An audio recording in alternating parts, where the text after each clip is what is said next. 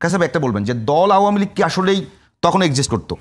দল আওয়ামী লীগের মধ্যে ভালো মানুষও আছে, খারাপ মানুষ, সব দলই আছে, সব ধর্মেই আছে। প্রশ্ন হচ্ছে যে আওয়ামী লীগ বঙ্গবন্ধুকে ব্যবহার করে, মুক্তিযুদ্ধের চেতনাকে ব্যবহার করে এত বড় ফ্যাসিজম কায়েম করলো, আওয়ামী লীগের ভেতর থেকে কোনো ধরনের একটা প্রোটেস্ট আসেনি? দেখুন, আজকের যে ঘটনাটি আপনি উল্লেখ করছেন, জুতামারা কর্মসূচি, সেটিতে যাওয়ার আগে আপনাকে বলি, ফ্যাসিবাদের আইকন শেখ মুজিবুর রহমানকে কারা বানিয়েছিল? আওয়ামী লীগ বানিয়েছিল। গত 15 বছরে যত দুর্নীতি হয়েছে, দুঃশাসন হয়েছে, তার অনেকাংশেই শেখ মুজিবুর রহমানের নামে হয়েছে। মুক্তিযুদ্ধের ইতিহাস বিকৃতি করা হয়েছে এবং তাকে মহামানব বানানোর চেষ্টা করা হয়েছে। সেটা তিনি জীবদ্দশায় কখনো দাবি করেননি। শেখ হাসিনা তার পিতাকে ওই জায়গায় স্থাপন করার চেষ্টা করেছেন। মুক্তিযুদ্ধের অন্যান্য যারা নায়ক ছিল তাদেরকে ইতিহাস ধূলিসাৎ করে এক ব্যক্তির ইতিহাস দাঁড় করানোর চেষ্টা করেছে আওয়ামী লীগ। এই কারণে আপনি যখন 5ই অগাস্টে গণ অভ্যুত্থানটি হয়, কেন সারা দেশে তার ভাস্কর্যগুলো ভাঙা হলো, এর পক্ষে যদি আপনি কার্যকরণগুলো দেখেন, সেটি কিন্তু এইটা। আজকে যখন আমরা কথা বলছি তখন কিন্তু তার অসমাপ্ত আত্মজীবনী নাকি পুলিশের আইজি পাটোয়ারি সে লিখে দিয়েছে এবং 127 জন মিলে লিখেছে। পাটোয়ারি আইজি হয়েছে বিনিময়ে 127 জন নাকি 1 কোটি টাকা করে পেয়েছে এবং অ্যাপার্টমেন্ট পেয়েছে। একটি চ্যানেলের এক্সক্লুসিভ রিপোর্ট, এবং তারা দলিল দস্তাবেজ দেখাচ্ছে।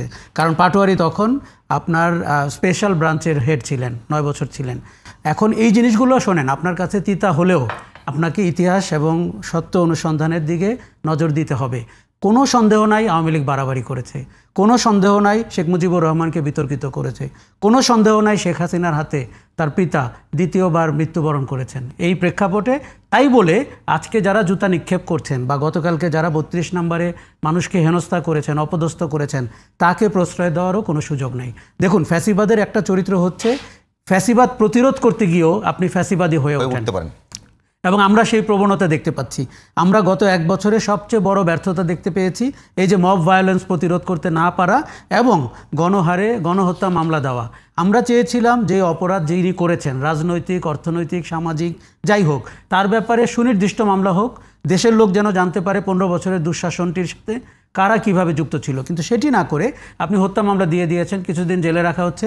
ইদানিং আমরা দেখতে পাচ্ছি জামিন নিয়ে লোকজন বেরিয়ে আসতেছে, মানুষের মধ্যে হতাশা তৈরি হচ্ছে, যে আশা আকাঙ্ক্ষা তৈরি হয়েছিল সেটা। কিন্তু এই 12 মাসে ব্যর্থতার চূড়ান্ত রূপ হচ্ছে মব ভায়োলেন্স। আর আজকে টিএসসিতে রাজু ভাস্কর্যের ওখানে বোধহয় যেটি ঘটছে, বা 32 নম্বরে গতকাল বা তার আগের দিন যেটি ঘটেছেন, শোনেন, কেউ যদি ফ্যাসিবাদের আইকনও হন, তার মেয়ে যদি তাকে বিক্রি করে 15 বছর ক্ষমতায় থাকার চেষ্টাও করে থাকেন, তারপরেও ওই ব্যক্তির প্রতি কারো ভালোবাসা থাকলে আপনি তাকে বাধা দিতে পারেন না। তবে হ্যাঁ, এটি আপনি বলতে পারবেন এই সুযোগে কি অপরাধীরা প্রকাশিত হওয়ার সুযোগ পাচ্ছে কিনা।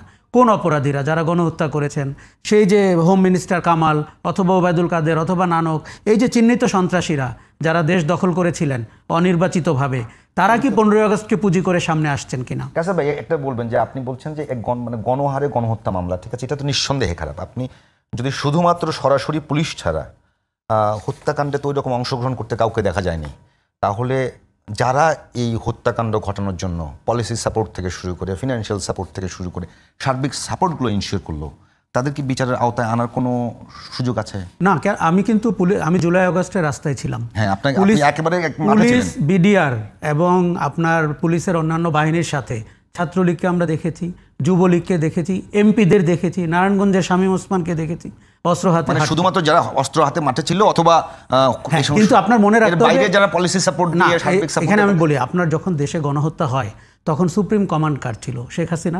এবং শেখ হাসিনার অডিও বেরোচ্ছে, উনি বারবার বলছেন লেথাল ওয়েপন ইউজ করার অনুমতি দিয়েছি, তাপসের সাথে কথা বলার সময় বলছেন। অতএব যতগুলো হত্যাকাণ্ড হয়েছে তার নৈতিক দায় কিন্তু শেখ হাসিনার।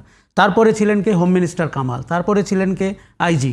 এই যে চৌধুরী মামুন যে রাজসাক্ষী হয়েছেন, উনি তো দায় স্বীকার করে রাজসাক্ষী হয়েছেন। কাজে আপনি যদি চেইন অফ কমান্ডের দিক থেকে দেখেন, গণহত্যার জন্য আপনার সিরিজ আকারে, সিরিয়ালি আপনি অনেক মানুষকে সামনে আনতে পারেন। তার সাথে যুক্ত হবে যারা অর্থনৈতিকভাবে সাহায্য করেছে, যারা গণহত্যার পরিকল্পনা করেছে, যারা বিভিন্ন বিশ্ববিদ্যালয়ে, এমনকি শিক্ষকরা যারা প্রশ্রয় দিয়েছে আইনশৃঙ্খলা বাহিনীকে তার ক্যাম্পাস স্টুডেন্টদেরকে হত্যা করতে। আমরা মোটামুটি সবগুলো পাবলিক বিশ্ববিদ্যালয়ে ওই চিত্র দেখতে পেয়েছি। দেখুন, 1 বছর আগে ঘটে যাওয়া এরকম একটি ঘটনার সমস্ত ফুটেজ আমাদের কাছে আছে, ছবি আছে, ভিডিও আছে, প্রতিদিন আপনি সামাজিক যোগাযোগ মাধ্যমে দেখতে পান। কাজেই এই মামলার এই গণ অভ্যুত্থানের অপরাধীদের যদি আপনি শাস্তি না দিতে পারেন, সেটি একটি চরম ব্যর্থতা হবে। এবং আমার ধারণা বাংলাদেশের মানুষ এর চেয়ে বেশি হতাশ আর কখনো হবে না, কেননা এটা 1971 সাল না যেখানে তথ্য উপাত্ত আপনি কম পান, এটা 24 সাল। কাজে এই জায়গাটিতে যেতে হবে, কিন্তু এর ব্যর্থতার কোনো কিছুই নতুন ফ্যাসিবাদের উত্থানে আপনাকে কোনো যুক্তি দেয় না এবং এতে প্রশ্রয় দেওয়ার কোনো সুযোগ নেই।